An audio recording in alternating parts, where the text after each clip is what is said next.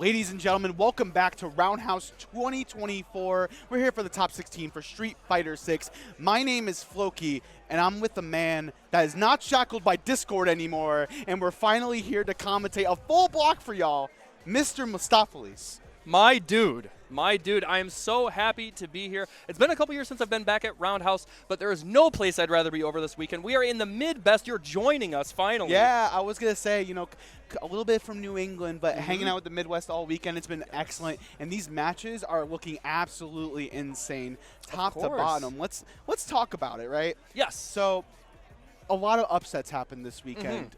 We have ZACHINABOX versus ROUNDHOUSE. That's going to be Akuma versus Luke. Spirit and Earl, team mid-best from Illinois, have to play for qualification for top 8 winners side. We have Squall with the Bison defending champ. Of course, yes. Last year was able to take the whole thing. Going up against Play Guy, and then Scarecrow going up against ZAIDI. ZAIDI, who's been on an absolute tear this weekend. Yeah, surprisingly the only Rashid that we have in the top 16, but there's a reason he's on that winner side spot. He's been killing it, showing everybody, reminding everybody that character is top tier, level 2, you know, is not going to be something to be shut down. But on the loser's side, we do have Dodongus versus Calibri. One match I really want to look out for. I've been super excited to watch Calibri just really find her stride in this game. Then just below that, we've got Jesse versus Air Tony, which is Geef and Cammy. They were part of Team Indy, so it's going to be a bit of a team kill there to see who can keep on going. And then it's Galaxy Brain Blanca versus Insane Run. Or I'm so sorry. No, it's okay. No, he had an insane run during mid-best.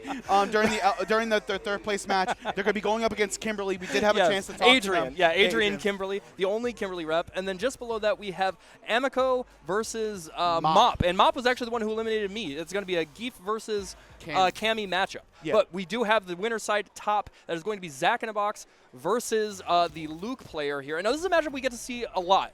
You know, with the most recent buffs, people are starting to believe a little bit more in Luke again. And I think this is one that Akuma actually wins. Yeah, like, I think Akuma, you know, obviously has been a menace. Yes. Since he's been released, obviously with the Season 2 changes. Luke kind of went down a couple pegs. These new changes that he received in the Season 2.5 patch, we can call it, right? Yeah. The path that he got more pushback on hit, unlocks a couple new routes. Sure. But this character, Akuma, is nothing to mess with, as you see right now. ZACHINABOX keeping this pressure in the corner, but Room's slowly bringing it back to their side. Yeah, he's able to get himself out of the corner there, get a little bit of better positioning there defensively, so he can try and actually get a little bit of ground so his drive gauge is coming back. But one thing about Akuma is he fights so well out of burnout, just like that. There it is, the conversion. He will have to probably spend, actually no, going straight into that heavy kick Tatsu to secure the win and keep 2 bars of super art gauge on his side for good measure. Yeah, honestly, this character does so much damage. You know, God, yeah. Considering like how he's got 9k health, right? You got 9k health, but you still have a lot of tools, a great fireball, a great anti-air that ZACHINABOX showed off, and also that overhead that ZACHINABOX really showed off during the mid-best exhibition. Right. But right now, Room's trying to make a name for themselves. We haven't seen them all weekend long. Yeah, really solid. Well, they had a bit of life leader, and do they actually spend it all? No. Okay, they're got a little bit of drive gauge left on their side, and they get clipped with the overhead. ZACHINABOX, as long as he does not drop it, there it is, the sip of calamity, and the first game goes to him.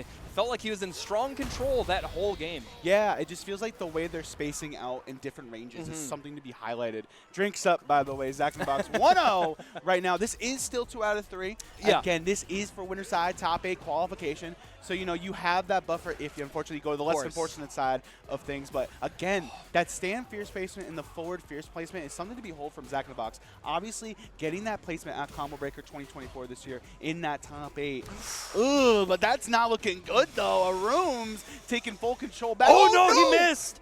Okay, not a huge punish, but we do see the mix up there, getting the conversion there off of the stand medium punch, and he's rushing that ass down. Oh, he didn't get the cross up, but there is still a little bit of tension on the side of Rooms. Is he going to be able to close this out, actually get the comeback, or is ZACHINABOX going to shut things down? Yeah, that crouching medium kick. Listen, sometimes it's low forward fighter 6, you know? Yes, it's most of the time it's most of the time it is. But Akuma's, it's deceptively long. Yes. And sometimes, you know, you think you're out of range with it, but unfortunately not. Room's got to figure something out because right now ZACHINABOX is sitting at set point. Yeah, he's playing a little more patient here. Oh, he spaced it so well. It's so meaty. And look at the damage he gets off it. I think he misinputted there, but ultimately has the better positioning. There it is, though, that huge confirm. He gets to take him all the way, almost to the other side of the screen, and he drops it. He is not able to get any pressure going. He's forcing that. Yeah, busting out with the Kore Karin Kanzuki. And unfortunately, Arums, though, showing signs of life, defending against one last life bar. Again, both are locked and loaded going into this last round in the Fetten Poren. Look at the drive gauge on ZACHINABOX's side. It is low. It is whittling down. And Arums, you can see he's taking control of that. He's not overextending here. He's got him in the corner. He's jumping at the right time. And, maybe he's trying to bait out a throw attempt, I guess. That's probably what it was. Yeah, it could have been that. But right now, a perfect parry is going to come out to the play. And we get a spine buster from Mr. Arums. Again, another one for good measure. And again, I like the ranges that Arums is playing at. It's just that ZACHINABOX is inching a little bit more and taking full advantage of it. He's really using the hypermobility of Akuma to its full advantage. You know, like, he's dead. He gets the kill as long as he doesn't drop. There it is, the level 3, and he is going to put him into the dirt, the ground and pound, channeling his inner UFC fighter. He takes the game and we're all tied up. Yeah, listen, we're in the Midwest, but right now ZACHINABOX got took to Memphis. Always and forever. You get a one-way ticket, friend. You're not coming back. No, one-way ticket, then we're back to Paris. Yeah. Instantly. But set point for both of these players right now. Again, this is for winner side top qualification, right? Yes. So if I'm ZACHINABOX, you know, again, the control is still theirs. Yeah. They're still very comfortable in the pocket, but Arums right now in the back foot in this corner, though. So we're noticing here there have been a lot of these opportunities. Okay, he's going to be able to kill. Yep, end it with, heavy Kakatsu. Build maximum meter so he can get the most hits in the scaling. And now he is staring down the barrel of, again, you know, hopefully closing this set out. But we have seen, albeit a little slow, adaptation on the side of Arums and composure when it matters most. Yeah, and right now Arums is going to take that back throw incident, and now the corner control slowly but surely has become theirs. But just like that, we've talked about it all set already. That stand fierce placement. Listen, we talked about it again for a full year. But listen, there's a demon on the loose, and this demon right now is going to take a corner situation. ZACHINABOX, one last situation on the table, but unfortunately, ZACHINABOX is going to whip punish with that stand fierce, connecting that event flame, and just like that, punch their ticket into winner's side top 8. Yeah, they were just comfortable, cool, calm, and collected. They never really showed any signs of like stress. I mean, we saw the wake up DP there right at the end from Arums, and I think it was like maybe there were 2 that they did. One hit, the other one got blocked. Right. However, we never saw a single wake up DP on ZACHINABOX's side, and even in the midst of like some of the rounds that he lost, I think that is indicative of the level of confidence that he has in his own strategy and how he's picking up on the opponent's habits. Because, you know, when you play Akuma, you have to consider that. There is the meme, 9K health smile, right? And it's like, there are certain situations where it doesn't really matter, but like, at a higher level and against certain characters, if you screw up once, it could be the whole game. Yeah. And so for him to have that kind of control and understanding of how he can pick apart his opponent and what he can do from there on out to mitigate the risk and guarantee that he is in a winning position right there at the end of the set, I think it really like speaks to why he's sitting on winner's side right now. Absolutely, you know, it really shows the year that they had. But coming up next, we have a Team Illinois kill. Yeah. IPG Spirit with the redefined JP going up against Earl with the Ken. It's the battle of the command throws versus the battle of dragon lashes. These two are menaces to society, but who's going to be more of a menace to get winner's side top 8? So I watched Spirit play yesterday. He unfortunately gripped up one of my homies on stream. He hit him with, I believe, 9 command grabs total. Oh, yeah, I watched that. It was a little rough to watch, but I think what that means, I think I heard you talking about this, he's one of those players that really likes to test you. You know, I'm going to show you an option, even if it looks like I'm trolling. If you don't have an option to stop it, you don't show me that you have an answer, it's going to happen over and over and over again. But when you're fighting a character like Ken that does have like consistent answers to dealing with certain projectiles, I think JP really has to be on his toes to make sure he's not put in the corner, because we all know what Ken does when once he gets you in the corner. Yeah, but it will definitely be party time. I do have a lot of matchup experience. Yeah, sure. Shout-outs to T3 back at home in Connecticut. This matchup is coming down to if Earl can get in and get the party started. Right, of course. Because, you know, you have things like Run Dragon Lash, you have a shimmy like that, and right now Earl is slowly but surely walking Spirit to the corner, back against the wall, and just like that, already in the yell like we were talking about before. Oh my and the dragon, or the Jinrai kicks already wreaking havoc. We see Oh. Spirit here, just barely escaping their life. Solid DP, they're very controlled. He's trying to rush down a little bit, and the 3-piece conversion. nice and easy to make sure that he doesn't screw up, an errant DP that's accidentally not a confirm. He was able to close it out there in easy fashion. Yeah, going for the crazy kicks, and I like that from Earl, right? Sometimes a lot of other confirms won't hit, and he's like, listen, I'm going to get the knockdown, force you to rethink your actual game plan. But right now, again, we've seen this from Spirit, though, all weekend long. Oh, that was so good. And again, we're seeing these knockdowns come out, and throw loops are on the table in case, I like that challenge on Jinrai, okay. Yeah, very, very delayed jab there. And I really like how Earl is caging. Oh, man, speak of the devil. I talked about those errant DPs. Now, it's not a ton of damage, but what it does gain Spirit is all of that real estate. However, Ken is right back in that ass, and he is going to shut it down. That is the first game in a very scrambly situation right at the end, but that's where Ken thrives. Blink and you'll miss it, yeah. Right? Drive rush or just stand medium kick is a button that a lot of people talk about with this button. It's super fast. On counter hit, you can get to convert. And right now, it's going to be a punish counter edition of that conversion off of JP. And unfortunately, right now, that amnesia is looking kind of dire. That drive. Oh, what a counter. Oh, what a pickup, too. The awareness there off of the counter hit in that juggle state. Again, not much damage, but he is getting a little bit of time to buy some drive gauge back and ultimately get some space, impose a little bit of offense of his own, feel a little more comfortable and neutral. But Ken doesn't give a damn. No. The DI threw it. Okay, put him all the way full screen, and you get to set up shop. Yeah, set up shop. And listen, I'm tired of these Twitter allegations about Jinrai. I'm going to impact right through it.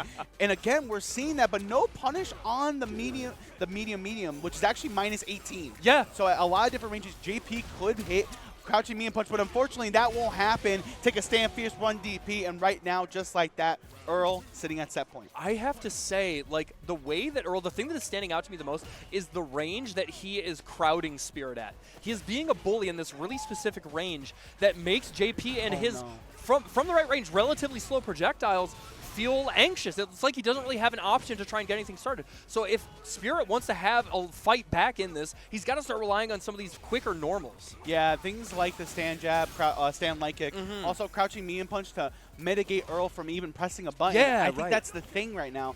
Right now, Spirit trying to get the ball rolling, tries to go for the overhead, nobody home for it.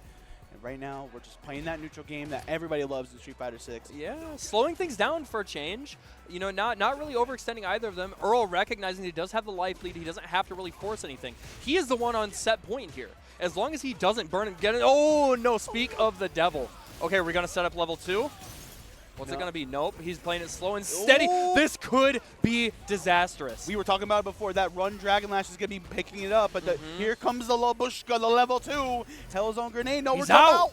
Yeah, he's lapped again? it, and he gets the counter hit. The DP to finish it, and he came prepared. He did his homework. He was watching the sets all weekend, and he understood the assignment. I feel like Earl was like, you know what, we're teammates, right? Yeah. So I know everything you want to do already. But unfortunately, for Spirit, they have to head on to the less than fortunate side of the bracket. They got one more chance to make top 8, and just like that, Ken Masters isn't top 8 winners. He's reclaiming his throne. He was a little bit down in the doldrums at the start of Street Fighter 6. We saw people talking about, he's divorced. The wife and kids left him. They took his business. He's clawing his way back. He's pulling himself up by his bootstraps. Yeah. He's showing that he is someone to be contended with, despite what everybody says, bottom 5. He's not top 5. He's the worst Shoto. Yeah. Nah, miss me with that. I will say, though, like, Spirit is one that will definitely pick it back up. Obviously, we didn't really have a chance to talk about the new JP changes or coming back into fruition, right? And I think, I won't be surprised if we see Spirit maybe back on stream like maybe getting back in that top 8 slot, back in the cage a little bit later on today. Which, by the way, commentating in that cage. I'm jealous. Oh, I was hoping we were going to be in there. Oh, my goodness. That was, and shout out to LJB3 for holding me down. That was an insane set. But speaking of insane sets. Yeah, this is going to be a good one.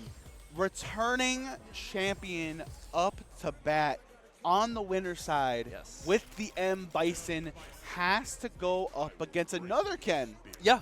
And play Tony.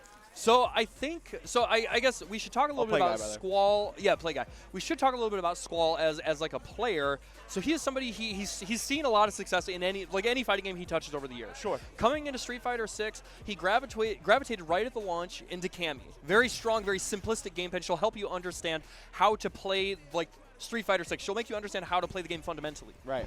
but he's kind of been hopping top tiers. And I think that is an important thing to note because it means that he's not shackled to a specific style. It's like if you are strong, because he's also played DJ, and now he's switching to M. Bison, and we've all seen what M. Bison can do. We've seen the Twitter clips. We've seen the tournament clips doing 70, 80%. Oh my gosh. It doesn't matter what it is. If you get hit with that bomb on you, you are getting sent to the loser's bracket. Like, and right now, does Playguy have what it takes to block when it matters? Hopefully they don't become another Twitter clip right now. Squall right now. And again, one thing to behold, listen, they resurrected Bison with so many tools. Oh, yeah. You know, the fact that you have Psycho Mind, the fact that Psycho Axe is tied to Stand Fierce, right?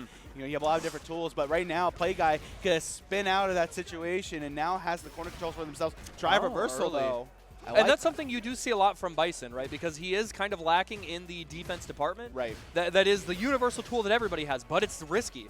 Especially against a character like Ken, you know, that 5-frame back medium punch means that he gets to get a big conversion and a side switch if he needs it, you know? Yeah, Ken is in the upper epsilon in terms of that stand medium punch being that threshold for the drive reversal, being -6. But right now, the threshold of the combo right now is going to be there. Take the corner control, get set up a meaty. No, we're going to keep it for a rainy day.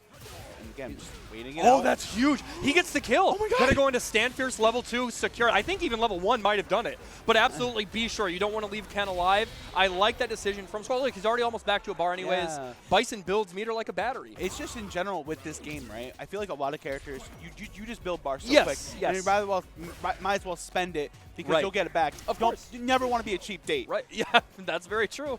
And I mean, hell, JP being Bison's accountant, we know he's got the cash. Yo, look at the facts. drip on him, right? yo, he got resurrected. He's like, what is this thing you call drip? I am not aware. All right, using that crouch medium punch to gain a little space, looking for a frame trap, no such luck. But there he drive rushes in. And now, so I was watching Playguy fight one of my homies yesterday, and every single time he did drive rush, unless it was the real block string into a jab, he was OSing into the ODDP. He shut it down every single time. So far, that has not been prevalent. Ooh, but we're actually going to get an optimal confirm off the crouching Dragon Lash, level 1. Get it done. And right now, evens it out. 2 meters apiece, but Squall is looking at that level 3 this round. Yeah, it's right on the precipice. Not going to be long now, but you know he wants that bomb setup. So he's going to try and nickel and dime him as much as he can, but his back is already to the wall. That cool 6-hit confirm, just making sure that he keeps the corner position here. I love the throw tech as well from Playguy. I like that. Plus frames, and now, again, the party's being started. The counter hits are coming out. Again, one good touch from Squall is going to really set the pace. Right now, both have level 3 unlocked now. Throw loops are here to play. The counter hit, crouch jab, and again, oh my goodness. If he finds a hit, he made him bite. Finally, the throw tech comes out. Conversion into level 3. Squall drawing first blood. Unlimited Psycho Crusher. And just like that, Squall looking to find themselves back in the cage for a top 8 berth. And again, look, he looks maybe, I wouldn't necessarily say nervous, but a little anxious. I would say like so. Locked in, right? Like not nerves in the fact of like he feels like, you know, he's really gotta like be on his A game, but you can tell he's like locked in and the adrenaline's flowing. Yeah. And I think that's a good look. Like again, you know, he has played really reserved. He's not overextending, which I think is really easy for a lot of Bisons. Oh yeah. You have the temptation of scissor kick because it leads to so much on counter hit, on punish counter. But right now he's content to just poke, you know, get what pressure he can off of drive rushes, and it's paying off in spades. I mean, we saw, I was watching the mid-best exhibition. They drove rush and just just throwed. Like they burned out. It was like, okay, I'm just going to throw you. Yeah. And it's just that going back to that preserves at the end of the day. But right now, the butter has been expired on Playguy's side. And just like that, Squall with the shimmy and a set point. Yeah, he is right there knocking at the door. Playguy's really going to have to lock in and figure out a way to stop this approach. We do know Bison has that CVS2 run. You know, he is going to hunt you down like the Terminator. Oh, no. But, you know, is there actually going to be an opportunity for Ken to stop this? Actually okay, that is a punish. Yes. So Ken is in that bunch that can punish the scissor kicks.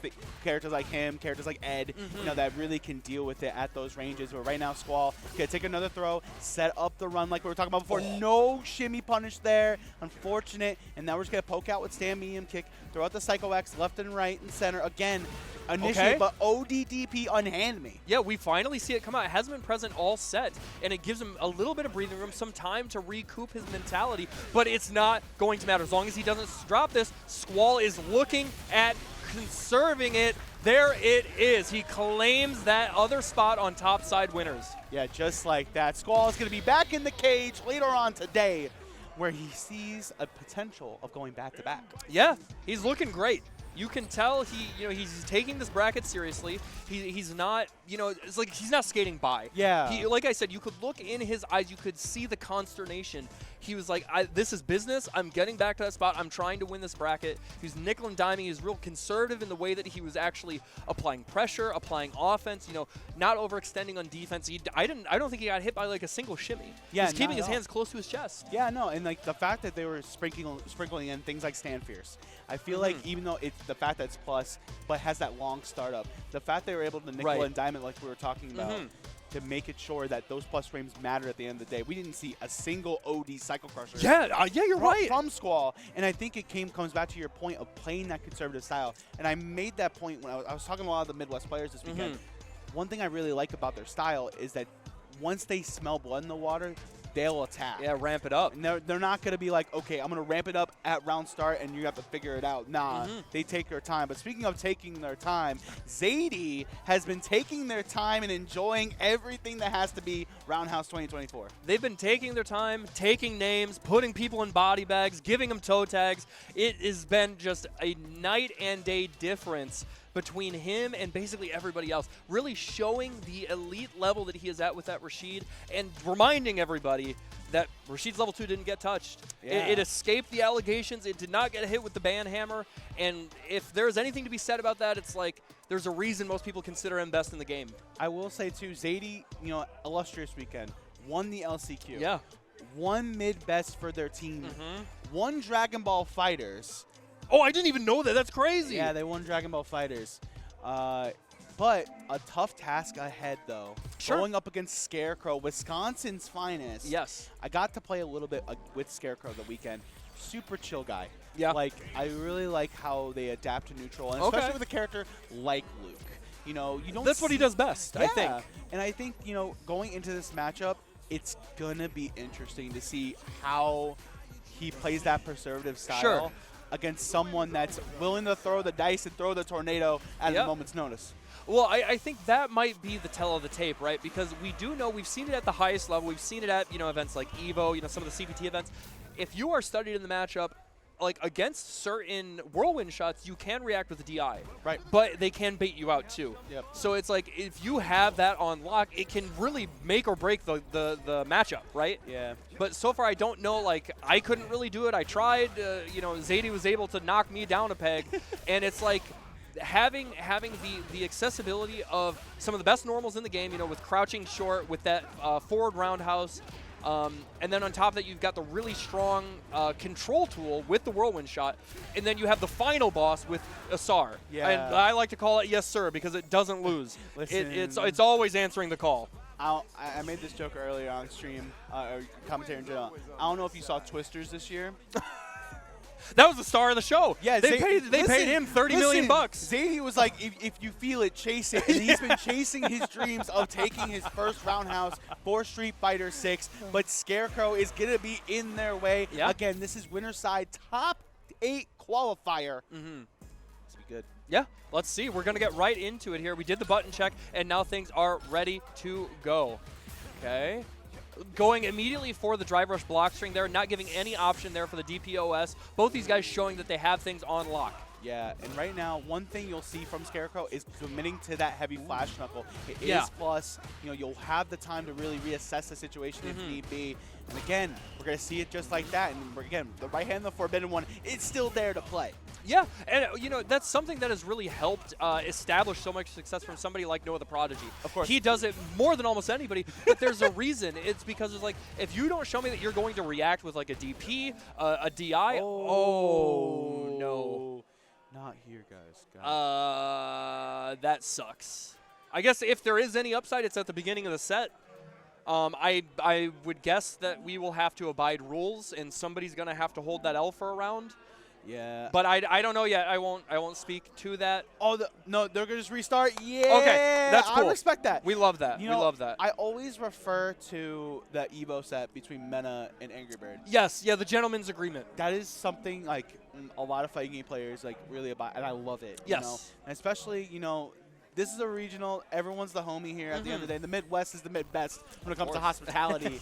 And I think, you know, again, if I'm either of these two, because of the caliber of the play they have, I'm like, okay, I get to reassess for a second. And the other part of that, too, is like, honestly, no, if you are a competitor in the FTC, 9 times out of 10, you don't want to win by a technicality like that. You just want to prove you're going to beat that guy's ass. You're better than him.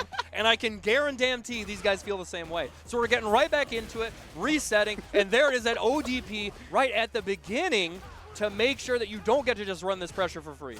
Oh, that's a new one. Using forward medium punch to tackle the heavy flash knuckle. That's an option now. And he gets the counter hit conversion out of it, too. That's true. Oh, no. Oopsie daisies. Now we set up a burnout on top of it, but the low forward's going to come out. We're going to whip the OD That's mixer. He's burned out, too. Oh, my God. There's the safe jump. Okay. Yeah, he gets to take that turn back. This is crazy. Look at how much drive gauge he's gotten back. And he gets the... No! He tried to cross-cut, but unfortunately wasn't there. ZAIDI, you know, we were in the lobby talking after mid-best. They use Arabian Sky High like no one's pressure. It's cheap. It's so good. And honestly, I hope moving forward, if we see Scarecrow in that position again, he doesn't opt for the more difficult punish there. Just go for jump back jab, jump back medium punch. Just make sure that you're not switching sides and you get something out of it. Yeah, and right now we're going to get the actual Arabian Cyclone heavy edition with the roll. That is still plus.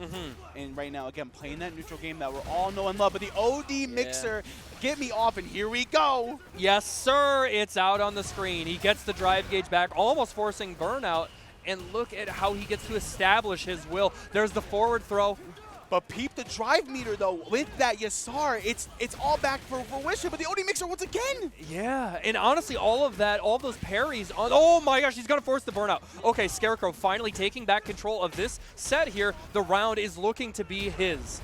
Yeah, but you got to be careful. You have level 1 to be thinking about. Nice use the overhead. Uh-oh, the DP anti-air. It's going to be there. You got anything will do it. Nice. Into the OD Sandblast. Smart. Pocket Sand is going to set up a final round between these two for game number 1. Channeling his inner Dale Gribble to secure the win. And I love seeing that from players, recognizing I have to be cognizant of chip damage in this game. You can't take it for granted. You have to understand when you can checkmate. Oh, wait, is he going to be... Oh, he got the hit. And look at the damage. Oh, he actually didn't go for OD because it would have burned him out. Would have burned him out. You know, that's really being cognizant of the drive gauge, right? Like once you're under that 2 to 3 bar threshold, it's really difficult to handle. Shout out to Ringe for that call. Yes. But perfect parry's going to be coming out for ZAIDI. And this is where you were talking about before, that whirlwind shot is going to be coming out. Gotta be really careful. He actually, and he forces the burnout. That was so smart to opt for the heavy charge knuckle. And now he gets to instill his will. But it was confirmed, and I love that the counter hit conversion there. And now just barely, maybe 5% health on the side of Scarecrow, and he's the one fighting for his life. Oh my God! But the whirlwind shot is perfectly placed, and just like that, ZAIDI is sitting perfectly in a position where they could make a winner side top 8 life happen. Yeah. Scarecrow going back to character select. I like this. I like this. Not enough players do this, honestly, myself included. I do it sometimes. I do it every so often, but not as often as I should. I really think it's like it is not like I guess focused on enough as a beneficial way to recompose yourself. And honestly, even like maybe slow down some of the momentum on your opponent's side. Yeah. Just you are allotted a certain amount of time. You can get an opportunity to. You don't have to switch characters. Just chill out for a second. You know, get out of your own head and get back to business. Yeah, we're back on the King Street though for winners quarters, and that's what we're talking about. That patience come off. Oh, never mind. Nobody was home for the rest of that confirm. Taking his turn back there, making sure he's not getting burnt out. And look at how this is now paying off for Scarecrow. A ton of damage. He gets the corner control, and he's working on the burnout. But the drive impact able to close that opportunity. The door is closed. Oh, the door is closed, but unfortunately it sets up a burnout for Scarecrow to work with. Are we going to get out of there? Okay. Oh. Again, the Arabian Skyhawk coming out, but right now, ZAIDI playing with a little bit of fire, and they're going to get hit with the drive impact for it. Scarecrow answering back with authority. Yeah, we're actually seeing Scarecrow opt for some of these DIs in these like random strings. And like, it's really paying off in a big, oh no, he dropped the follow-up there, and now he finds himself in the corner. And this is bad. He's burnt out. He's in the corner. ZAIDI is really in a prime position here. Oh, goes for the eraser to cut through the overhead, and I like that. You do have to be careful, though, because the Twister is on its way. If you feel it, chase it, Scarecrow. I'm so shocked he was able to block. And he does have to hold that high-low mix. He gets caught, and there it is. Now, he's not going to be able to kill here. He's got to set something up here into the knockdown with the light eagle spike. And the the delay. throw, a little bit of a pixel left, but the overhead is going to be there. ZAIDI sitting at set point against Scarecrow.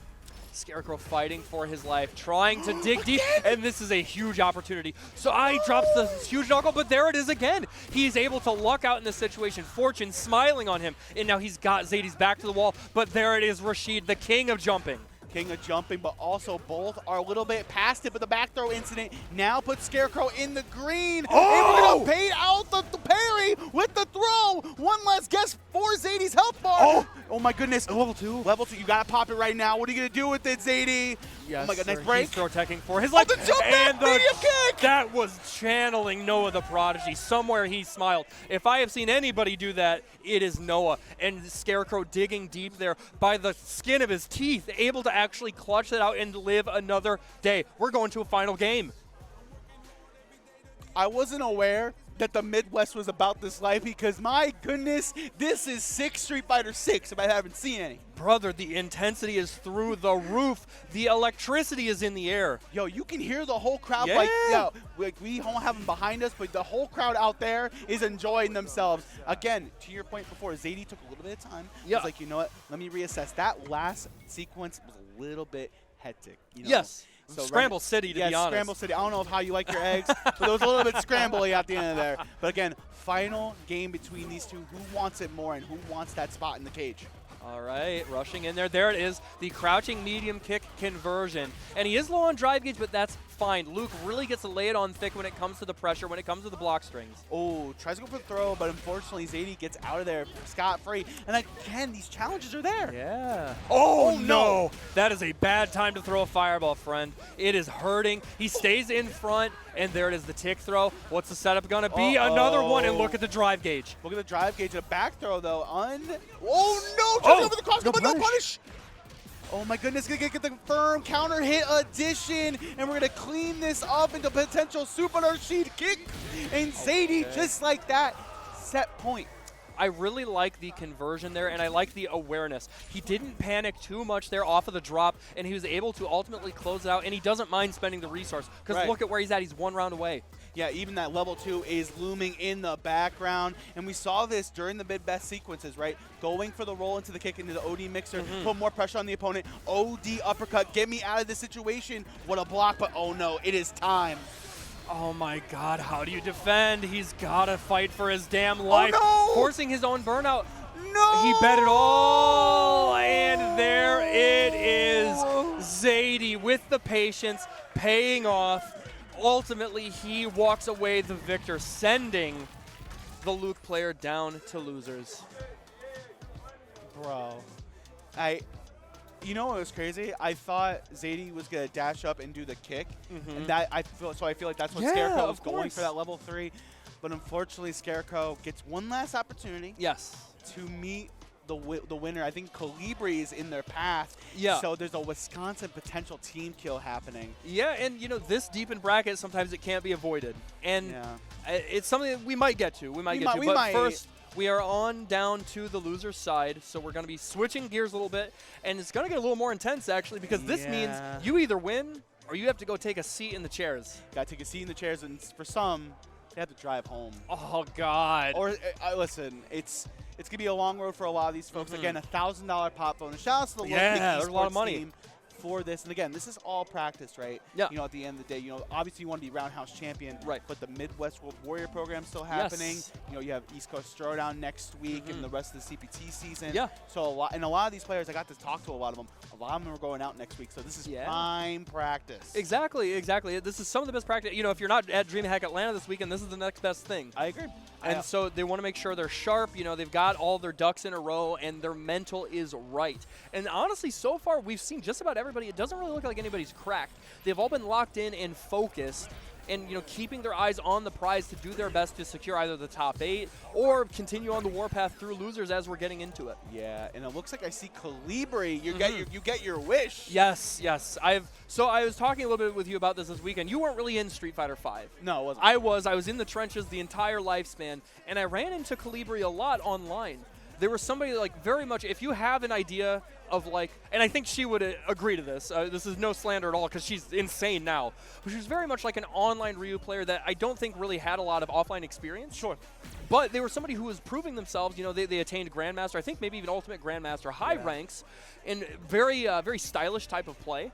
But there is something about Street Fighter 6, and it has just clicked with them. It reminds me a lot of watching Paladin. Yes. Just something has clicked. The gears have shifted, and now she's like 2K MR. She's in top 16 here at Roundhouse, and she's trying to fight this here DJ player to move on and continue her path of destruction. And this is going to be going up against Dodongus with the DJ, new and improved. You got a couple changes you could talk about, the Just Cool into the medium kick. Sure. Got a couple things, but Ryu looking really strong. Obviously, those stocks went up because of players like Kusanagi. Yeah. Players like Ending Walker do have the Ryu in the backhand. So, and Paladin as well that we talked about. Yeah, people have to believe in this character. He's always hit like a damn truck, but now he's got a little more technicality, a little more tools at his disposal. And I think with the system, oh no! Hold on, I might have to hold my tongue. Look at this damage. Put her into the corner and betting it on the DI, and it paid. Oh no! Wow. What a scramble situation. Unfortunate turn of events for Dodongus, but Calibri is going to take that any time of day. Yeah, Calibri showing the patience she is known for, but also that stylish play.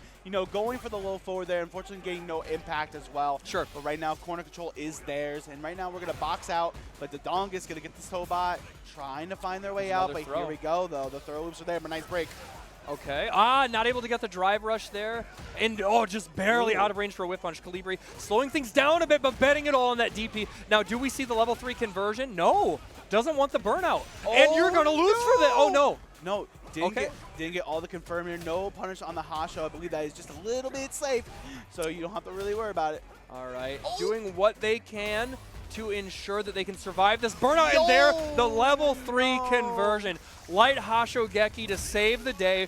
First game goes to Calibri. Calibri looking very comfortable. Again, making those big call-outs with the DP, I understand why, though. Yeah. DJ's jump arcs are a little bit tricky to deal with at a lot of different ranges. But Dodongus needs to figure something out. Again, this is loser side. So, you don't want to be thinking about this on the way home. Be like, what could have been? What could have been mine? What could have been these confirms? But right now, Dodongus has a corner control. Yeah, and we know DJ is one of the best at controlling the corner. Oh, actually not even opting for the heavy Tatsu to get the side switch there, just going for medium to get the best Oki situation. A little bit of a knockdown, right back at you though with Calibri, and now they do have that Denjin stock, and suddenly their fireball becomes much more deadly. Yeah, even though you have OD air slasher, but again, these DPs are being perfectly punished. The Dodongus going to keep the reset, keep it easy. What a back throw on the overhead, and now the Dodongus can get the ball rolling a little bit. What a drive rush jab, and now it feels like the Dodongus literally saw us, right? I was like, listen, guys, I'm here too. Yeah, she's not stealing the show. I made it in top 16. Look at DJ. How can you not love this character? Come on! What a big pickup. DJ, the privileged one, getting that incredible juggle mid-screen off of the OD fireball. And now look at the corner control. The cage is on. And a huge pickup on the punish counter. I did not know you get the fadeaway stun like that. The ODDP, Calibri says, get off of me, back throw incident. I like that the back throw is smart. She's trying to shift the gears, but it fell short. This is huge. As long as there's no drop from Dodongus, this is going to be game over. The level 3, just send him to the chiropractor. He's got a knot in his back. Listen, a weekend pleasure for Dodongus right now is going to be setting up a 1-1 scenario in loser's side. Yeah. And I, again, want to make this point. The winner of this plays Scarecrow. Yeah. That's a tall order, but you can't think about that too far ahead. Not too you far still ahead. got another game to win. This is definitely looking a little dire, but the knee shot going for the hey, hey, hey. You'll hear that in your nightmares tonight. All right, there it is. The light Tatsu again, setting up that meaty Hashogeki, produces a real strike throw, and catching him off guard. Dodongus falling, getting hit by that that Denjin Hadoken. And now look at the pressure, how this is mounting for Calibur. A huge opportunity here. The DP, so good. Yeah. Now those DPs are finally making their mark, but OD Jackknife's going to be there. Dodongus, a little bit life on the line. Good. The stand meme kick, the placements of that is something to behold, and just like that, Calibur on set point. We like to call that a stop sign button. If you have your opponent, down to 5-7% health, you just mash that thing, you stick it out there time and time again, they're going to get hit eventually. Oh, goes for the throw, but gets punished. Dodongus going to take another sweep right now. No punish on the Soulbot, unfortunate. Gotta be careful. Okay, dashing up, a good conversion, sets up, nope, doesn't opt for the safe jump, wants the meaty stand fierce instead. Okay, not converting any of these, but taking the turn back with the OD Jackknife. Oh my right God. Back at you. Right back at you. No, I'm tired of this. Okay, we're gonna go for the low forward. That is plus back throw incident once again for Calibur. Calibur now has the corner control. Oh! Snipes out the slide, and now we get the meaty stuff. It's gonna be a level 3, and it's gonna be Calibur that shuts the door on Dodongus and gets to meet their Wisconsin state mate for a chance at loser side top 8. That was incredible. The composure. Look at the pop-off. She's feeling it. She's feeling it right now. You can tell the energy is flowing, and why wouldn't it be? We are in top 16. That's what it's do or die. It's loser's side. It really is, but the Dodongus had a really good performance. Yes, of course. Really fought back. Really strong performance in the LCQ as well this weekend. Unfortunately, fell a little bit short, but right now we're going to get into our next match just like that. And listen, Cammy, Zangief, I'm going to be honest. How are you feeling? Tell me. Talk to me. Talk to the people. I'm a little worried for Air Tony. Yeah? I'm a little worried. I mean, Jesse, these were teammates for Team Indy, right?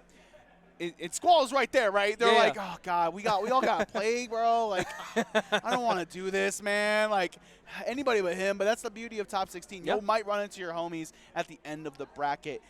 I think Zangief and Cammy, two characters that, are synonymous with Season 2. Yeah, I think so. And now, obviously, the Geef stocks are a little bit lower. Maybe it's a sell when it's low kind of market, trying to cash out, don't lose too much. Of course. But the character is still strong. It's just knee is a normal move now. It no longer has a hitbox that is behind him. Yeah. You can actually try and stuff it. It's a little less plus. It's actually punishable if spaced incorrectly. But we want to talk about a character that is kind of getting away with murder. It is Cammy. And let me tell you, I played that character. I reckon she's been cheap since day one, and for some reason they buffed her. She's doing all right. Shout-outs to Midwest's finest St. Cola. That's Scammy Cammy. Somebody get Reedus on the horn. Look, listen, someone get Reedus on the horn. Someone, listen, check your bank accounts. Make sure you don't give Cammy players the 3 digits on the back of your credit card, because they'll be willing to take everything from you. Oh, yeah. It's just that character's ability to control neutral, just harass you with the dive kicks, is so tough to deal with. And now, coming from Season 1, I do think that was one of Cammy's tougher matchups because of Geef's normals. Yes. His normals, despite how slow he is, they control a lot of range, and trying to actually interact with them, their hitboxes are wonky. So even somebody as good at whiff punishing as Cammy, you really have to be on point. Right. And so it's really easy to get kind of pieced up, just taking chunks of health here and there, and next thing you know, he actually catches you with an SPD and you're dead. Yeah. And meanwhile, you're doing little hits here and there unless you're actually willing to cash out on drive gauge and super, and then you might be burnt out. It's like death by pebbles versus death by a boulder. Right? Right. And honestly, you were talking about the knee before. Headbutt did get nerfed. Yeah, a lot more scaling involved. A lot more scaling, but you did get a couple more plus frames. Yes. Speaking of a character that missed the patch, Capcom, listen, Cammy's still going to be out here scamming. Can Air Tony get the credit card of Jesse and move on in loser side? In that back pocket, I think she might have the RFID reader. Yo, she might. She might. She's checking the magnetic strip. She doesn't even have to pickpocket you. Okay, already throwing out the chop, the Ric Flair. Absolutely. Oh, the perfect parry, and I like this. One thing to behold that Cammy got this season, the target combo into special cancel. Yeah. It'll be drive, or I've seen a lot of people go hooligan. Yeah. But right now, Jesse gonna set it up like you were talking about before. Yep, that is a good chunk of damage. Not quite going to kill. And he doesn't mind burning out here because look at the life lead difference. Jesse betting it all, but able to actually pull away here, and he's sitting pretty, looking to maybe take this first round with 2 bars on his side. Yeah, 2 bars, has the level 2 if need be, the jackhammer, but right now, you know, I feel like Geef is still, like you were talking about before, still in a very strong spot. Yes. And as we see the neutral play, we're going to take a sweep, we're going to take the drive rush in. Ooh. But I like this choice of OD dive kick, right? Because now you set up, you know, that potential mix-up game. And again, we're jumping out. We're bobbing and weave and trying to make anything work. Oh, again! He backdashed. But I tried to go for an optimal punish there into the driver stand fierce. But he's still sitting okay. He's got a bit of a life, a little bit of a life deficit. But with the burnout there on Geef's side, it means that he gets to be a little more antsy. And I love that. I want to see more of this throughout the set. Make him show that he has an answer. Make sure you have an answer. Nice. Anti-air, but the level 3 is going to be there. Critical art for my loyal fans. Look at the life. Look at the life. Call him Houdini because it's vanishing. Gone with a poof. You can't even see it. He's dead. And look at the response. He's shook. He's shaken. You know what's crazy? Jesse did that. I've seen Geefs do that all weekend. I don't know if you watched the mid-best final. The command, ZACHINABOX got level 3. I saw ZACHINABOX go all the way back in their chair, and I was like, bro, it feels bad. Oh, against Akuma, it's the worst. But, you know, again, Air Tony taking a second. Again, this is loser side. Yeah. You know, because Air Tony did a lot of good things in that set. Getting those knockdowns, starting to show that hooligan card now, I think is going to be a good thing for this set. Listen, if I'm Jesse, I'm chilling, right? I'm like, I got good buttons. I got my game plan set up. What more do I want? And more importantly, you saw that reaction after the wake up level 3. It did mental damage. You can tell. Everybody in the room saw it. Yeah. And look at how this is starting out. Oh, he actually back throws him there. Gets him out of the corner. But again, with like the life difference here, Geef being the only character with 11,000. Oh God, look at the damage. Look at the damage. So the thing is, Geef is great at a couple of things, especially dealing with flash parry. He has one of the strongest drive reversal punishes in the entire game with SPD in general, but a burnout situation is in play. No DI in sight. Stand Fierce is there. One more hit for Jesse to set up a set point, and it'll be the low forward that will do it. Air Tony, you got to dig deep if you want to stay alive. He's got to find something in the bag of tricks because it's looking long right now. No reset, just goes for the straight target combo. But putting him, okay, not quite enough range to actually get the wall splat, but circling on that stick, getting the SPD. He challenged. The knee was there. Okay, he's out of there. He gets a punish on the other side. All right, there it is, the DP. A little bit of damage, but now with the corner position, Air Tony has signs of life. A little bit of wind in his sails. Can he actually take this and get the life lead back? Yeah. What an OD lariat. Jesse's cool and confident right now. He had to. OD DP, get off of me, says Air Tony. And right now the neutral game is on point, trying to find anything in the kitchen sink. No punish on the drive reversal. Oh my goodness. But the thing is, without a fireball, you can't actually like approach safely because Geef always has the threat of the level 3. It ultimately didn't matter. The jab saving the day. And I really just like, oh man, yeah. You can tell they were like, yo, we're going to go to the hotel room later and have a long discussion on what you just did to me in bracket. We flew together, we maybe drove together, and this is what you do? Feels bad. Jesse moves on into loser side, top 8 qualification matches. And yeah, no, that was, dude, the fact that level 3 happened the way it did, and honestly, I got to give it to Air Tony.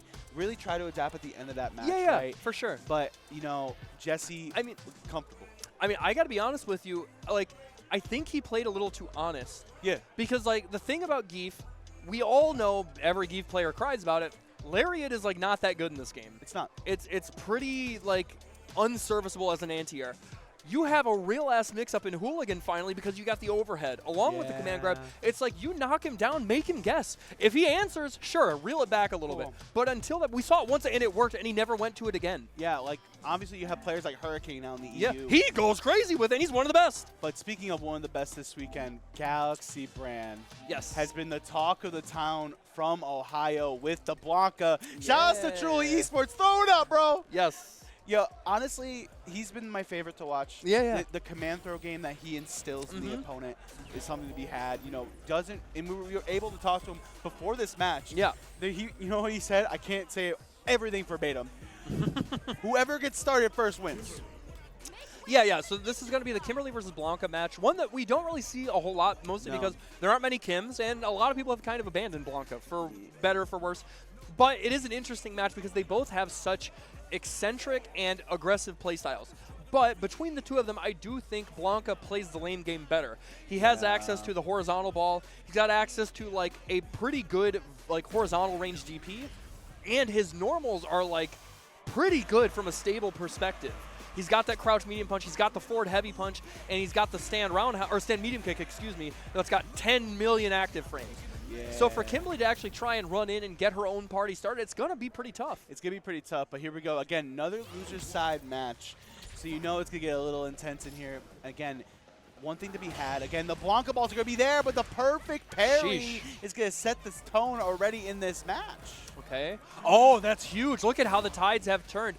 Losing a bar of gauge, already starting the pace of the match with that DI, setting down the Blanka chant, and now you got to guess, he's able to block correctly, but look at how the drive gauge is waning on Adrian's side. One thing to note and be wary of with Galaxy Brand, the use of air Blanka ball as well as use of drive impact with this character is going to be top notch. But we're going to see a shout of the earth, level 1 not do enough, and it's going to be the river run sand light kick. Listen, we call that a happy little reset into a happy little river run into a happy little sand light kick. We're okay.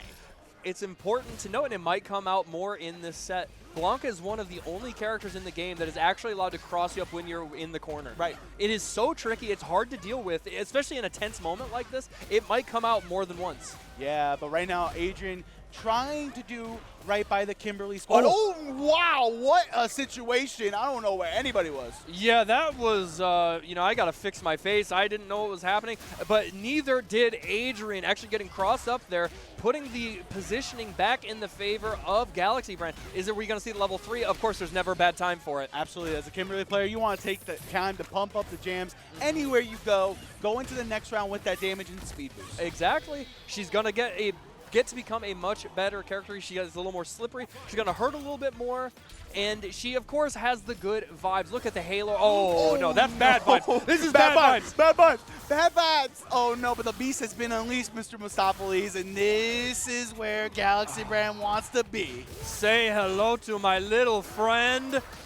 Okay, luckily he doesn't have to deal with Blanka anymore, but look at the drive gauge, it's looking long. Oh no, look at the damage, it's slowly racking up. The back medium kick to keep the plus frames rolling.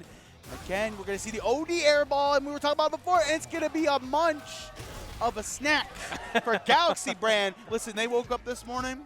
You know what they had for breakfast? You could have gotten anything here in the Midwest. What do you got? He got Galaxy Brand Flakes. He got Galaxy. Oh, no, almond milk, regular milk? We might have to ask him after this match. Okay.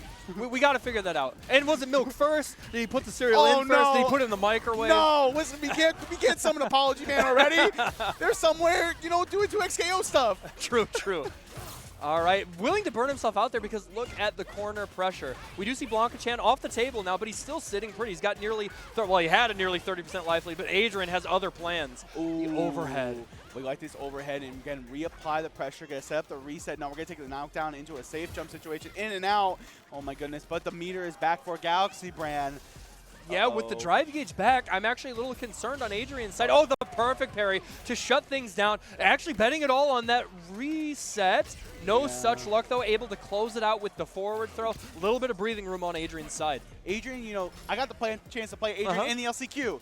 And their patience and their mix-up game is something to be had, just like that, with the OD teleport at the perfect time. But that's going to be also a punish and also an opportunity to pump up the jams. Yeah, you know, you talked about patience there, and we actually saw a moment of, you know, anxiety on Galaxy Brand's side. He went for that errant slide. That's the first time he's gone for it all set, and it really did not benefit him at all. It blocked and led to the level 3 conversion from Adrian, and now the drive gauge is low, the life is low, and the buff is on Kimberly's side.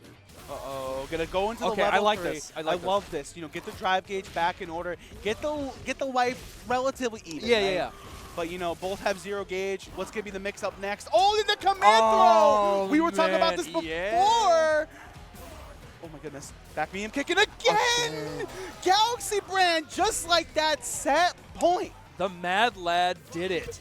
He's willing to actually put his nuts on the table, cash in all his chips, and why not? No! Look at, oh no! That's a huge, oh, but he goofed. There's the reset. Okay, things are getting crazy. Oh my goodness. Oh, y'all, it's getting kind of hazy. Help. Help me. Father, help. Help. Oh, the sneaking impact. Oh my God. Set up the homie. He level baited one. it! Baited! It's done, no punish, though. Okay, he's calling out the homie. It's energized. Chucky's on the loose. He's going to get a pick up. Look at the damage. And he's going to do ultra. Beast has been unleashed. Level 2, Lightning Beast. Oh, no! That trade is great. This is so tense. Adrian has to fight for his life. He cannot afford a grab. He cannot. Oh my God. Kick. The trade. Oh, he couldn't. No, he got it. No, he but he dropped it, but he also dropped it. no. There is so much spaghetti on the table. Did not take the confirm to kill him. And it's going to be the back medium kick. God. Galaxy brand Ohio stands up. You move on in the bracket. I cannot believe it. With all of that tension, with all of the just spaghetti spilling all over the place, when they're trading blows, it's a slugfest. He was able to dig deep there right at the end and actually just like calmly anti-air with a normal granted stand medium kick from Blanca. That's kind of brain dead. Yeah, the back medium kick is actually deceptively long, but there is ranges where it's like if you're really up close, like, if you crouch, it whiffs. So, but again, Galaxy brand having a Cinderella story all weekend, a really strong performance in the mid-best, you know, unfortunately ending up at 4th place at the end of the day to Team Indiana. But that was a crazy set. And they move on. Yeah, and honestly, it's unfortunate the other guy has to bow out. Like, this being losers, it's like we're getting these hype matches like that, but one guy's got to go home. Yeah. We got another one coming up. Who's it going to be? Yeah, so this... It's Mop, and I'm not sure the other guy's... that's BP Amico. Oh, Amico. Okay, gotcha. So, now, Mop is a Cammy player. Amico, I believe, Geef. Is that right? Yeah, so we're going to get a run back of the same match that we saw earlier on stream. One thing to know about Amico, they did beat Ramsey. Whoa, that's a big ask. Ramsey was probably the favorite to win the whole bracket coming into this. I would say so. But BP Amico, you know, they probably trade tech. They're obviously training partners in some regard. From what I was told, they were playing Terry Ramsey. Oh, okay. So maybe interesting. Maybe trying it out. Sure.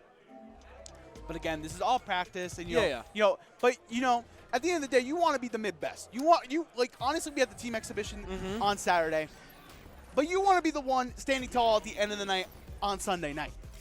And, you know, it doesn't hurt if you get a little guap in your pocket. You know, there is a $1,000 pot bonus. I'm not going to say no to that. I mean, listen, that's Nomu money or Portillo's money. True. I had Ellie's this morning. Oh, yeah, the pancake house? Yeah, it was good. We went there the other day. It was so good. Yeah. But, again, another loser side match. So tell me about Mop. So, all right, so they were the one who eliminated me from my pool. Yep. And honestly, going into it, so I got to watch them play a match earlier, and I kind of underestimated them. Sure. I watched how they were playing Cammy, and they're very like conservative. They don't go crazy. They do a lot of safe options, but they're great at spacing their dive kicks. It's hard to deal with. And they're not going to overextend in a way that like leads to a big like read or a big punish. They're just gonna nickel and dime you. They're gonna confirm their drive rushes and put you to the corner, and just like they did to me, throw loop you to death. But god damn, I don't know if they're gonna get the chance. That is not happening right now, Mr. Mustaphalis, as we see BP Amico trying to go for it, but that jump out is what Mop needed. And we have to note that Geef does not have a real reversal to deal with drive impact. Ultimately didn't matter, but keep that in mind later on, because if Mop is paying attention, you have to note how willing Amico was, you know, just on board with going into burnout that early. Oh, but what a jump in, and look at the damage. Sheesh. Even the scaling, though, despite the changes, it still racks up, and the mental damage is still there. The knee spacing is going to be there for the ODSPD. One potential scenario left on the board. Back medium punch. Oh, no! That was such a good guess. And immediately into the level 3, Amico signing it for the fans. The first game in about 35, 40 seconds. That was fast. Quick work. Did anybody start a timer? You're right. Like, did anybody have a stopwatch going? Because that was quick. That was really, really quick. Oh, he wanted the back medium punch again. You got to have that DP unlock against Geef. His jump medium kick is too good. Oh, my goodness. BP Amico playing with a purpose right now. Yeah. He's got a little bit of a chip on his shoulder. Has to be. You cannot afford that against Geef. Oh, no. When's the command grab coming? Oh, there it is. And BP Amico, just like that, blink and you'll miss it. They're at set point. Yeah, it's been the Geef show the whole time. And that is kind of the risk of using Cammy in this matchup. It's like, if you misface a dive kick, you're getting punished and knocked down. If you, if you try and delay your string too much, you're getting SPD'd. And we've seen that time and time again, and Geef hurts too much to keep making those mistakes. Yeah, and again, another sweep's going to be coming out, and here come the plus frames. No anti-air in sight for Mop, and now it's just going to be the pain train. No level 3 confirmed. Anything will do it. Oh my goodness, they're alive. But he burned himself out. This might be a mistake. It's going to be okay damage, and there's close to burnout on the side of BP Amico, but he risks it all on the Hooligan. And just like that, the composure is there for the man in the yellow hat, Amico, moving on. Damn, that was, wow, ouch. Yeah, what can you say? Oh no, and we talked about it before. Listen, if I'm Wisconsin, right, I see this, and I'm like, it's awesome to see our players, anybody, especially when you see the homies at a high level, do that, but that has to be such an awkward conversation after the fact, because I've had to deal with that. Of course. It's like, why did you do this to me? Right. I remember, shout out to T3, I picked Rashid against Chun-Li against them, and they're like, why'd you pick Rashid? And I was like, I don't know, I felt like it. I don't know. I felt like it. I wanted to use Twister. Yeah. But it's going to be Luke and it's going to be Ryu, the two protagonists of Street Fighter. Yeah, this is a tale as old as time. The poster boy coming up against the old guard and trying to keep his 15 minutes of fame going. But it's going to be really interesting to see. Calibri has, like a really strong set play flowchart. I think that is kind of a highlight of their game plan. And going up against a character like Luke that is kind of a Swiss Army man, or a Swiss Army knife, I should say, of like tools to both either impose offense, stand tall on defense, or be a little comfortable in neutral. Right. You can kind of pick and choose how you want to play. And so when you're put on the back foot and knocked down time and time again, having to deal with drive rush plus frames, having to deal with, the meaty Hashigeki, whatever it might be, it can be overwhelming. And so I think the onus of, if Calibri can get started, get the knockdowns, the onus of guessing correct is going to be on Luke's side, or Scarecrow's side. Yeah, but Scarecrow had truly a heartbreaker. Yes, against ZAIDI. It's such a tough, rough and tumble match right to the end. Yeah, and I think again to your point, I think it's going to come down to a couple key interactions between these two. Obviously, training partners. Obviously, Team Wisconsin for the mid-best. So it's going to be really interesting to see who makes it out. Again, this is to have the opportunity to be in the cage later today. Yeah, and that is a coveted spot. I mean, I was telling you at the top of the broadcast, I wish we were commentating there. I'm jealous. Yeah, shout-outs to LLJB3 for being an absolute gentleman and scholar. Yes, one of the best. One of my favorite people in the whole of the FGC. Dude is the nicest guy. Oh, yeah. Sweetheart. Oh, my goodness. We were commentating that whole, 2 matches. Are we switching? Are we switching sides? Or they're getting a different match. Okay. Never mind. Scratch everything we just said. Rewind. Remember the movie Click? Yes, yep. Okay, somebody bring out Christopher Walken. We got to get the remote of Destiny. So Bed Bath and Beyond. Oh, Play Guy versus Jesse. Okay. Ken versus Zangief. Yeah. So this is a matchup we see a little more commonly. We do have some representatives of Geef across the world, really. And Ken, obviously, still a very common character. Now, I guess you being a Ken player, why don't you fill me in? What do you think about this matchup, I guess, in Season 2? I think now it still feels the same. Yeah. It still feels like you have to box out a lot of different ranges. Yeah. Again, getting in with Ken, it's going to be tough. The thing is, also you have to deal about Jinrai. And we know about Jinrai as a mechanic. It's not even a move. It's a mechanic. Yeah. SPD is going to be big there. Sure, of course. And the fact that the guessing game is going to be there now. If Play Guy goes for the overhead, there is a gap in between. Right. And the fact that level 3 and you have invincibility level 2 as well. If I'm Jesse, I'm looking out for that. Right. I'm also looking out for where Play Guy places their crouching medium kicks. Of course. Their stand roundhouses and their stand fierces, because Geef can counterpoke with a lot of different things as well. So this is going to be a good one for you guys, and I am very privileged to have a couple of Geef players back at home. True story. I accidentally called out all the Geef players in my state, but not all of them. You're a traitor? No, literally. So I was on commentary for something, and then I proceeded, shout-outs to Gamers Guild in New Britain. 3 Geefs showed up. I got to grand finals. I lost to one in winners, and then I lost to the Geef that won the tournament. And I was like, justice has been served. Damn. But it really be like that. Will Play Guy avenge the Ken Nation against the Zangief army? It's going to be Jesse, and it's going to be Play Guy. Who is going to get to the cage? Throwing fireballs already. And now that is actually something compared to older games, because of the relatively slow in comparison startup of Lariat, it's a lot more difficult to correctly use that against fireball characters in this game. And that's changed how he fights Shotos. It used to be a lot easier for him to deal with because Lariat was like so quick and got projectile invulnerability very fast, but that's not the case in this game. So Shotos get to bully him a bit more. Yeah, but right now, Play Guy, just like you're saying, is getting the bully in the corner, gonna set up the crouching light kick confirm, and again, but the perfect parry, set him up the back throw. That might be all it takes because we know the kind of menace Geef is in the corner. Okay, this is gonna set up a good amount of damage, but ultimately the best part is the post knockdown setup. He baits out the DP. The SPD is right there, and look at that quick fashion. Easy money, almost 3 bars on the side of Jesse.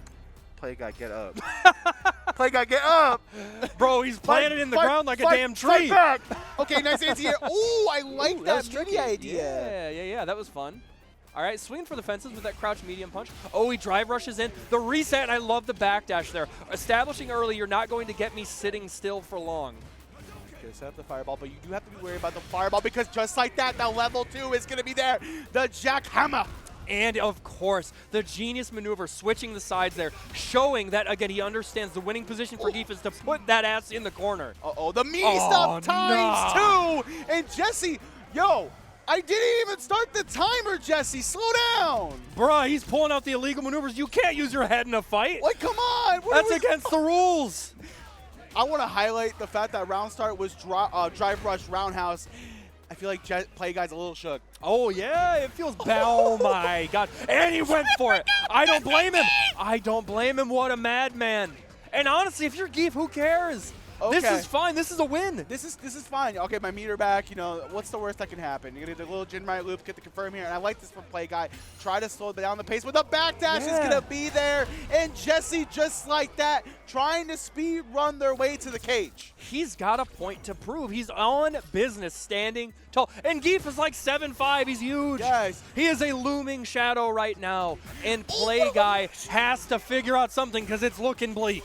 Oh, and again, the sneaking impact. We saw it earlier from Jesse. And now the Spine Buster is going to be there. Here we go again. The patience, the Stand Fierce is going to be there. And again, just to keep that control. Hold on. I got to say, if he keeps jumping back in the corner, we might see a level 1. We might see it, but we won't. And it's going to be the level 2. It's going to connect. You're going to go into Hell Stab into level 1. That's going to get it done for Jesse. And they're going to move on to the cage. And the pop-off is there. That's what I love to see. Jesse representing Zangief. We'll see them later tonight. Yeah, he's not going anywhere. They're keeping a seat warm for him. And that is what you love to see about the Midwest. The pop-offs, the emotion, everything runs deep because for so long we've been disrespected, not accounted for. It's all about the coasts. It's all about Japan. We have these real players that put in the time, blood, sweat, and tears. And with a character like Geef, it feels even better. He is moving on. Yeah, that's insane. I'm so happy for Jesse. Yes. But this is the match. They want to give us an appetizer with that match because this is going to be another great match for you guys. Again, this is losers top 8 qualification.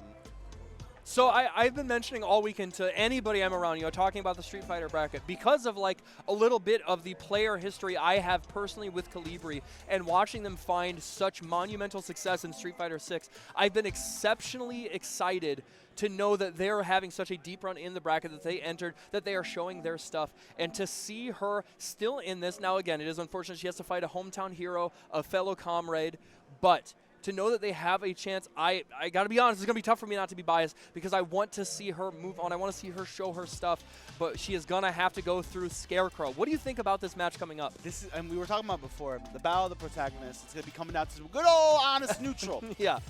both these characters can explode damage on a moment's notice. So it's going to be really up to them, and obviously them being training partners, right? You're going to see, you know, we talk about it all the time. It's such a buzzword. It's synonymous. Being training partners, you'll have a level of idea of what you want to do, and then they'll think of the craziest thing. It goes like the hyperbolic time chamber type of So like by the time round start happens, there are sometimes already 2-3 layers Yomi deep. Yeah. You know, past the initial surface level. So you might see some weird interactions, but to them it's because they've played 1,000 times and they already understand. You were talking a little bit about both these characters doing damage. What's an interesting point to note is that as much as I don't like the downplay, I can at least understand and admit that Luke players have a point and that his damage has been kind of neutered in a significant way. Whereas Ryu has from the beginning, whether it's the beta, Season 1, or into Season 2, he hits like a damn truck. So the better end of that exchange is going to be on Calibri's side. But right now, Scarecrow is going to get the corner control, but the ODDP is going to be there. Calibri, when we saw her earlier, did not have that fear to let it rip. And I'm not talking about Beyblades. And right now, it's going to be Calibri going to get the knockdown into the meaty Hasho. Ah, she did burn herself out, though. Okay, and a little bit low on the drive gauge side from Scarecrow. Luckily able to block and has to try and do something. Okay, you can actually make this. Oh, my God, he just pressed right into it. Calibri betting it all, and why the hell not? Yeah, that was an explosive first round win, and maybe he looks a little pissed. Yeah, I mean, we saw that already against ZAIDI as well, going for that double drive rush, crouching medium kick situation to get the pace in their favor. Because that's the thing. Like, they have the, okay, I'm going to take my time, and now I know that's going to be my plan now, but it's going to be the low forward from Calibri. Going to try to do the empty jump, but nice check on the high blade kick. Scarecrow's going to take a full confirm here, set up the meaty stuff. Back throw incident. Yeah, slight delay back throw too. Looking for a wake-up DP. Parrying it this time, I love that. Going for the drive reversal just to get a little bit of space and not allow that mix-up. I actually like this burnout. Ooh. I like this burnout on the side, or I guess on the side of Calibri. But see, still, it's like not the worst situation because it meant that going into this next round, there's no level 3 for Scarecrow. And I think so far in the way of like neutral, well, never mind. I'm going to shut my mouth because I might be cursing Calibri. Yeah, right now, Scarecrow, again, reapplying that same round start that we just saw. And, you know, both, again, Calibri's going to get a level 3, but so will Scarecrow. Going to go for the overhead there and set up the throw loops. Oh, the shimmy not biting, though. Oh, they're out of there. Okay. Oh, no. Okay. I think this is actually going to leave Calibri with a sliver of health because of the extra scaling on the crouch medium Kickstarter. There is a chance. There is a chance. We have a glimmer of hope, and again, we saw Calibri go to that well with the anti-airs, and is in good faith, right? Yes. But unfortunately, doesn't connect, and Scarecrow gets the pace and gets the first game. And I think the pace is the name of the game there. Like, because it seems both these players are like pretty explosive. They really like their burst offense and just carrying that momentum all the way to the corner, you know, all the way to the end of the round. And so it might be a little bit of pressure on Calibri's side to slow things down, and so far it's looking like she's getting overwhelmed. Yeah, right now the throws are stacking up, but the ODDP will be there for Calibri to get them off, but the perfect parry on the Hasho with the drop, but we're going to pick it back up, counter hit addition, and Scarecrow just like that, trying to make their case to get into the cage. They are really working it, and it's every Luke does it. It's such a strong option, and baiting out that ODP, even without much damage. Another one, and not opting for the burnout. Ah, the parry, and not ready. Scarecrow in the easy mode training combo, making sure that you are securing your spot. Oh, you can, yeah, the emotions. You love to see it. You love to see it. The happiness on the side of Scarecrow. The, you know, no hard feelings between either of them. Even with that situation, like, I am sure Calibri feels a certain amount of pride being able to have their friend and teammate secure their spot in top 8 and represent for their region. Yeah, there's the pop-off we were looking for. Scarecrow readapting and moving into the cage later today. And honestly, the way this bracket is playing out right now, so for those who missed a little bit of our top 16 action, which, by the way, thank you guys for tuning in. My name is Floki. Mr. Vasopoulos is here as well. And right now, we already have winner side determined. It's going to be Zach in the box going up against Earl, Akuma versus Ken, and then we're going to see Squall trying to defend the title against ZAIDI. And then losers, Scarecrow has already made their claim into the cage, as well as Jesse. Yeah, Jesse's also in, so that means we do have a couple more matches still to figure out who's going to be on that other side. But I'm really interested, like, the top side of the bracket is very varied. There are no repeat characters, and, like, frankly, pretty different play styles. I think it's going to be very, like, hectic, but we are going to see, you know, high-level play. It's not going to be a slop fest. No, It's going to be very calculated, and these players are going to show us some of the best that the Midwest has to offer. I think that's the beauty of Street Fighter 6 and showing the beauty of what Capcom did with this balance. Now, there's some characters, you know, even that dodged the patch, the balance is still there. Yeah. And I think that's something to be highlighted. But coming up, IBG Spirit going up against Galaxy Brand, JP versus Blanca. Yeah, this is honestly one of the matches I've been looking forward to the most, knowing that both these guys were in top 16. Now, JP and Blanca was a matchup that we saw a lot last season. Right. Both characters represented at the highest level by quite a few people. Of course. It's slowed down a little bit now, but I have to imagine earlier in the set with Spirit, we didn't really see some of the buffs that JP got into play, but we saw it right there. That Crouching Fierce has been restored to most of its former glory. And against a character like Blanca, that can make all the difference. And the Amnesia coming out already. Yeah, already trying to put out the card, but again, one thing to be noting about Galaxy Brand is they're not afraid to let it rip. And again, we're going to bait out the parry. We're going to knock out that, but the regular Amnesia's there for the impact. We'll cut through the bomb of it, and now we're going to take a confirm.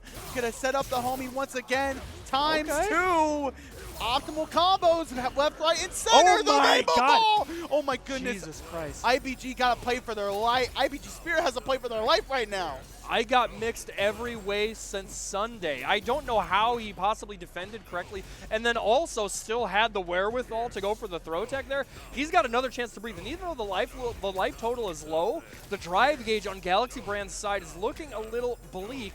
And as a JP player, you love to see he's got level 2 locked and loaded. If he can force the burnout, he might just get this comeback. But, I mean, you also have to think about level 2 being the beast being unleashed with that lightning beast. But the level 2 is there. Going to summon the homie, and I love this from Galaxy Brand. Yeah. But Spirit doing a really good job of boxing Galaxy Brand out and forcing, you know, Galaxy Brand to come in to get the Blanca Chan summon. Oh my goodness, never mind, Blanca ball. That was so good, and you hit the nail on the head, Floki. The way that he had no mind other than to go back and just hold down back on the other side of the screen because he had such a big life lead. That kind of patience from a Blanca player, that's not something you see very often. He's here to win. In my Street Fighter 6? Right? Oh my goodness, with the command throw again! Spirit, maybe you get a taste of their own medicine from the weekend. Who's got the count? We need the ticker. Somebody counted 20 command grabs on the side of Spirit yesterday. I think Galaxy Brand might be trying to best that. I feel like there should be an award from Low Kick for it, but the stun will be there, and right now, Spirit's going to be awarded with a full confirm here. Going to get the new stylish combo set up the departure into the mix. OD Blanca ball, though, gets them out.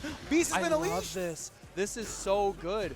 And he gets to, and he even got the pickup. I believe that is a built-in OS because whether it hits, like if it hits, you can go for that follow-up and it won't juggle, but they're still in the tumble state so you can slide. On block, you're back in there for plus frames. It was great situational awareness and character expertise on the side of Galaxy Brand. I am so impressed with his preparedness and his confidence in this set. I feel like, I've been getting taught to Galaxy Brand all weekend. The way you can tell they're super comfortable in the pocket no matter what. The command throws once again. We don't see that from Blanca. You know, we see the river run, but like you normally, that command throw, you know, when they splash it in, they make it a big cannonball. Yeah, you're absolutely right. You hit the nail on the head. He is sending a message. Look at the mix. As long as he doesn't drop this, he's going out. Okay, there it is. The shout of the earth, screaming, bellowing from the beast's abdomen. Another round on the board in Galaxy Brand, looking down the barrel of maybe 2-0ing Spirit. Maybe 2-0ing Spirit and getting into the cage for Ohio later on tonight. But Spirit has got to find something, set up shop, set up the obstacle course for Galaxy Brand to get through. That command dash to the other side was so smart. I'll be damned to deal with your portal. I'm not even going to do it. Finally, we do see a command grab come out on the side of Spirit. Another one. He's pissed. He's pissed. Somebody call the cops. This is a murder. It's looking bad. Oh my god, I thought everyone was going to be coming out, but the knockdown is there. Galaxy Brand, got to be careful right now. The River Run is there. Dude. The sneaky impact Level as one? well. Level 1 for the burnout? No, guys, some of the homie. The back air throw is going to be there. Spirit staying alive. I can't believe he sniffed that out. I think the mix-up going for like the delay neutral jump was maybe a little weak on Galaxy Brand's side, but the awareness on Spirit to go for that air throw was top tier. Oh, and he baits it out. If he's got level 3, yes, force the burnout. This is Galaxy Brand set to win. Oh my goodness, you got to be careful about level 3 from Spirit right now, but Galaxy Brand smells blood in the water, and anything will do it right now. The impact is there, and Galaxy Brand is going to clean this up. Move on to the cage. Ohio is in the building. Representing a man after my own heart. Oh my God, Galaxy Brand. He's a demon. He's not loyal to anybody. The Cinderella story continues for Galaxy Brand all weekend long. They have putting on a show with the Beast from the jungle, and that Beast is going to be in that cage later tonight, Mr. Mustafali. He's got to be in the cage because he's crazy. He's a lunatic, and I love it. And that's the beauty of fighting games. That's why we play them. This is why we enjoy them. But up next, we got to slow it down for just a moment. Listen, this has been an... Yo. You know, I was telling you that Mystery Bracket shattered my voice yesterday. I'll be damned if this top 16 hasn't thrown that out the window and taken it to a whole nother level. My vocal cords are going to be shredded. I'm going to be honest with chat room right now. This is my first offline commentary gig ever. This has been incredible to see start to finish, and I couldn't have asked for a better tournament from the Midwest, putting on the Mid-Best tournament, but we got to keep the action going. BP Amico back to sticks. They got to go get some rooms. It's going to be nothing short of another barn burner. It has been balls to the wall, 0 to 100 action from top to bottom. And we are whittling down the remaining parts of our competitors to figure out who's going to fill out those top 8 spots, and we know these two are hungry. We saw Amico going crazy with it. Any percent speed run with the Geef. But is Aroom's going to be able to slow things down? We already see a missed DP opportunity, and that might just be data on the side of Amico. We're going to get the throw, and again, this is our final qualification spot. One last slot into the cage. Who wants it more? BP Amico gonna get the ball rolling. ODDP unhandmade. Yeah, starting off quick. Keep your hands to yourself. No PDA. Doesn't get the perfect knuckle, but we saw that time and time again. Amico making sure to sneak in those resets and send the message early that if you are not holding up, if you're not, busting out with that reversal, I am going to make it hurt worse than you. Oh my goodness, the jump back medium kick. Nice OD lariat. So BP Amico ready for any challenge, but the back roundhouse delayed is going to take the round for Arooms, and Arooms is silencing some people that like some beef. That was like a layer 3 frame trap there. It wasn't even like the built-in delay of going for the roundhouse. There was extra delay there just to make sure that if he was trying to hold up back, trying to backdash, he was getting clipped. And Arooms took it all the way to the house, and now he's putting Amico on the back foot, his back to the wall. I love that delay, though, the delay body slash to make sure that he can actually impose a strike throw mix-up, but most importantly, switch sides and get himself out of the corner. Yeah, right now, if I'm Arooms, I am taking it slow and steady and winning that race. And right now, BP Amico walking up menacingly with that knee. And again, we're going to hit the knockdown here. Yeah, the sweep, the ever-important knockdown there from Geef. Oh, no, that was supposed to be Fireball. That was a misinput, I guarantee. He's not dead. He is dead. Yo, Sajam, eat your heart out. Will it kill? Oh, my God. I'm sorry, Mr. Mustafali. You lost some channel points. Shout out to the coach, Sajam. Yeah, I'm in the red, brother. That was a lot of damage, but the calculations, he tapped into the supercomputer. Amico betting it all in the best way possible. Yeah, right now. Okay, another knockdown here. And a trillion plus range. But he jumped. This is huge. Look at the damage. Now, he's not going to burn himself. He drops the perfect knuckle. That's such an opportunity back for Amico to live another day. Okay, no perfect parry or lariat from Amico. And right now, Arooms going to take the corner control, going to slow down the pace to a crawl. He is really... no, what a jump! But no, he didn't have the drive rush confirmed. That could have been it. You cannot give Geef a chance to live. Okay, he's spending it all. As long as he doesn't drop this, he will have the win. The medium knuckle into the level 3. Put him to the ground. Bop, bop, bop, bop, bop. We're heading to Memphis, and we're heading to a situation for the first time from what I've seen from Amico, the speed runs on a room side. You're not wrong, my friend. Somebody get him on board to know that his record is being challenged. There's no judge here. It doesn't matter, you know, if he's got different skips, he's tapping into different glitches. ROUNDHOUSE is the one gunning for that world record. No! Hold up, he might be awake. Yeah, he's like, hey guys, I'm still here. Oh, I love that. And look at the damage. He gets the knockdown after he baits out the DP. He gets to do it any which way he wants. On the board, another round, and Amico is not going down without a damn fight. He just restarted the run. Yeah. He was like, okay, I got to start over, guys. Like, hold on, I got the wrong sequence. It's okay. But right now, I really like the placement of these impacts from Amico, as well as for Jesse as well. Oh but these jumps from ROUNDHOUSE have been perfectly placed. And you know what it is? Amico's getting a little too comfortable with those knockdowns off the sweep. Right. He's had maybe half a dozen of them hit, and that's great. But I think ROUNDHOUSE is picking up on that, and he's jumping at just slightly the right timings to catch the recovery, and it's paying off for him way better than the other side. All right, take the shoulder tackle, take the plus frames. The knee is there. BB Amico going to take the knockdown off of OD Lariat. Oh, it should have been a Borscht, but right now we're going to take an uppercut for our troubles. Nice block in the overhead. Okay, how's it going to be? What is going to be the pressure? Okay. Another knockdown. He's just catching him walking back. I love the that. chop. And the Rick Flair. 1, 2, 3. chop. Send him into the turnbuckle. Oh my goodness. It wouldn't have been any other way. Right? Somewhere the script has been written, a final game for the final spot in the cage. Who can actually decide to go to the last dance, punch their ticket, get the suit fitting right? Both these guys slugging their heart out as Amico is trying to get back to that midpoint in the screen. The slow and steady crawl from Geef. There's the throw tech. We're back to neutral, and he's got the OD Lariat on deck. Oh my goodness, what a challenge, but nobody home for the rest of it.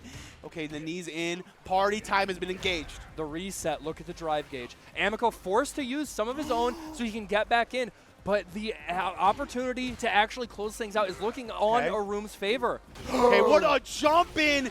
Again, the Level 2? neutral jump is going to be there. Level 1 Not enough. might be enough. He's got a sliver. Geef is a big boy. He's been eating his oats. He's been eating his borscht. And the throw tech to keep himself alive. This is so tense. The DP's there. Oh my god.